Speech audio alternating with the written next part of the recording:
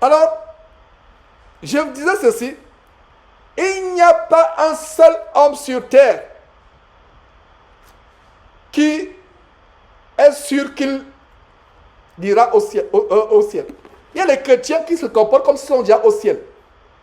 Et dans l'abominable secte dans laquelle j'ai été pendant 24 ans ou moins, ou plus ou moins, pardon,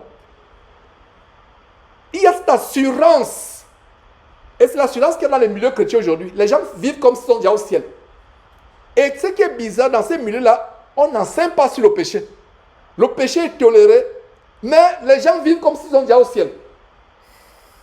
Non. Je reprends ceci.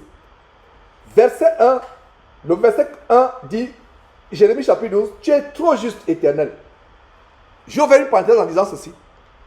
Aucun des hommes ou femmes qui seront jetés, aucun des hommes ou femmes qui sera jeté en enfer ne dira Dieu, tu es injuste. Ils vont dire, je mérite là où je suis en train de partir.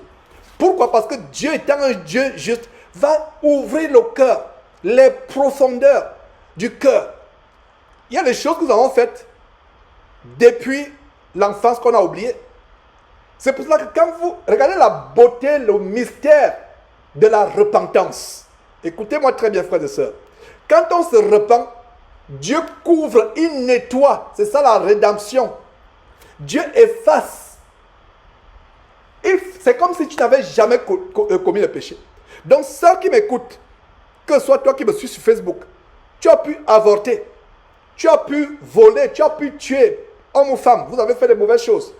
Le jour où tu te repens, que Dieu t'accorde le don de la repentance, tu demandes pardon à Dieu, tu te morfonds de fois avec larmes, tu dis, oh Seigneur, je ne savais pas, pardonne-moi. Tu acceptes le Seigneur Jésus-Christ.